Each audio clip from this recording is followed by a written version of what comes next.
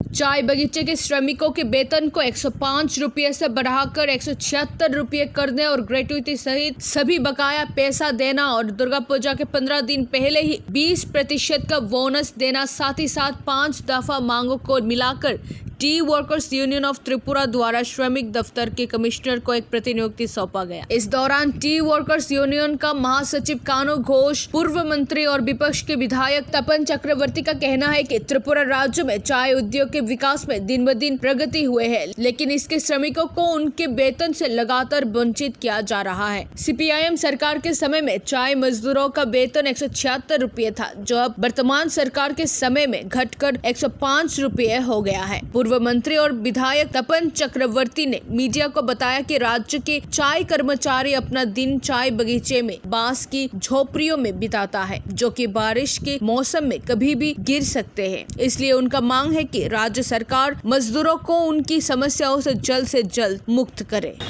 যেই দাবিগুলো আমরা করছি, এটা গতবারও আমরা করেছিলাম যে সরকারের সিদ্ধান্ত অনুযায়ী চা শ্রমিকদের মজুরি 176 টাকা কার্যকরী করা এবং এটার যে বকেয়া, সে বকেয়াটাও একসাথে দেওয়া।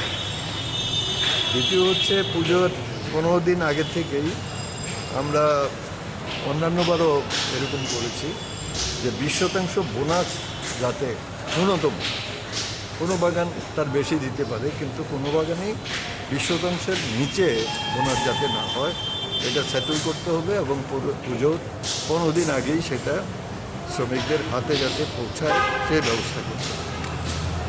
আর শ্রমিকদের প্রচুর গ্র্যাচুইটি পাওনা রয়েছে, সেগুলো শ্রম দপ্তর একটু উদ্যোগী হয়ে এককালীন যাতে সমস্ত শ্রমিকরা তাদের বকেয়া গ্র্যাচুইটিটা পেতে পারে তার ব্যবস্থা করতে হবে।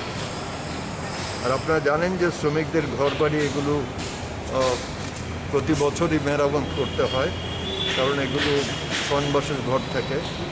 এগুলো যাতে এবারও মানে ঝড় বৃষ্টি এগুলো শুরু হওয়ার আগেই যাতে ঘরবাড়িগুলো বাসযোগ্য করে, এগুলো মালিকদের দায়িত্ব, এগুলো করতে হবে।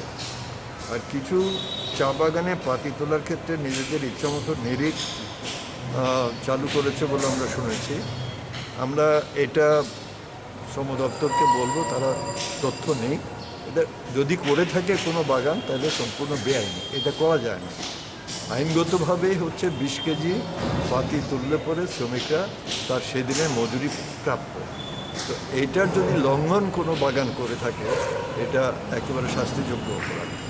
এটা যদি কিছুতেই না হয় সেই আমরা রিকোয়েস্ট করব শ্রম দপ্তরকে, তাদের শ্রম দপ্তরের আধিকারিক যারা মহকুমাগুলিতে রয়েছে তারা তার মাধ্যমে তথ্য সংগ্রহ করুক, আর যদি কেউ করে থাকে এরকম ইমিডিয়েটলি সেটাকে বন্ধ করুক। এই 5টা দাবি নিয়ে আমরা আজকে এখানে যাচ্ছি।